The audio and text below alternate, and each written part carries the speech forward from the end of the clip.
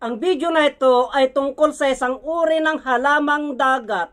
Itong halamang dagat na ito mga kaubayan ay napakabisa po na panggamot sa goiter. Sa goiter po, ang proseso po ng paggamit nito ay ito po ay kinakatas. Kinakatas po ito, kinukuha yung katas at yung sapal po nito mga kaubayan, itong sapal niya ay ibalot po sa dahon ng saging saka iihaw at itatapal po dito.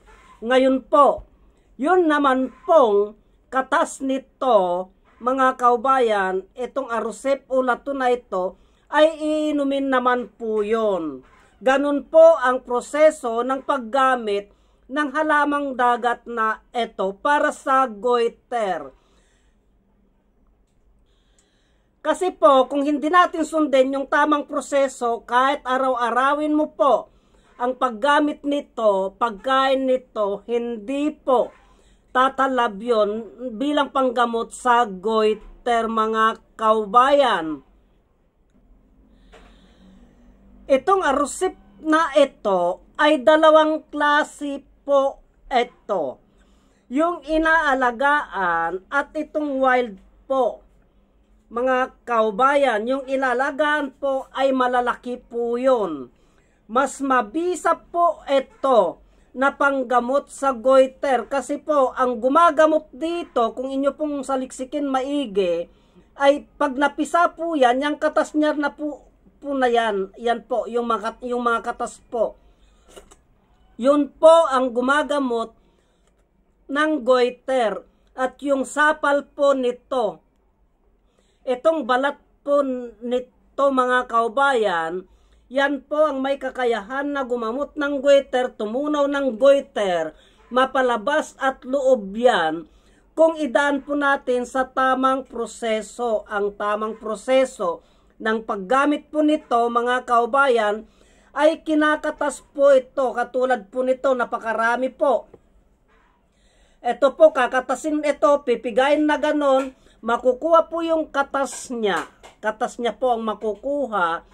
At itong sapal niya po na ito ay iniihaw, ipinapainit po sa apoy yan. Ipapainit sa apoy, ibabalot sa dahon ng saging. O kaya, sa aluminum foil, pag mainit na po yan, mga kaubayan, pag mainit na po yun, ay saka po itatapal dito.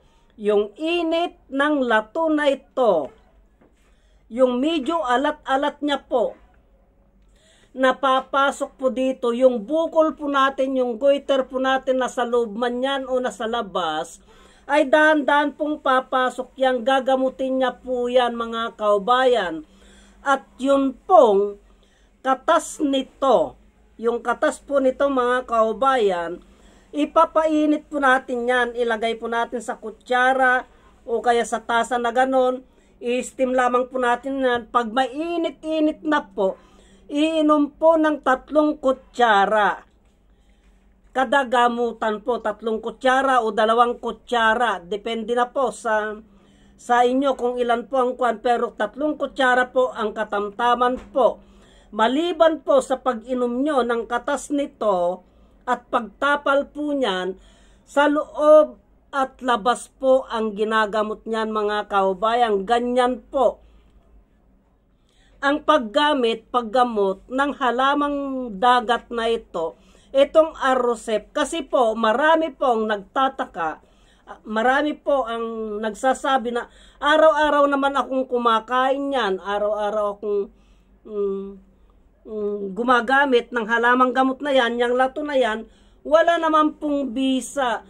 Kahit na magdamag, araw-araw, oras-oras po, silang kakain nito, ay wala po silang maantay na bisa. Kasi po, wala po sa tamang proseso. Pero kung ilagay po sa tamang proseso yan, mga kaubayan, ilagay po sa tamang proseso ang paggamot niyan, gagaling po yung goiter. Pero kung kakainin mo po, na ganito lamang po yan,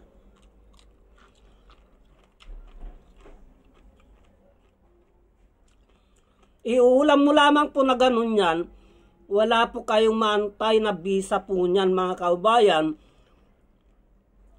Kasi po, ulam na po yan. Ulam na po. Wala na po sa tamang proseso yan mga kababayan. Kaya ilagay po natin sa tamang proseso ang paggamit ng halamang gamot na ito, itong lato mga kababayan. Marami pong salamat.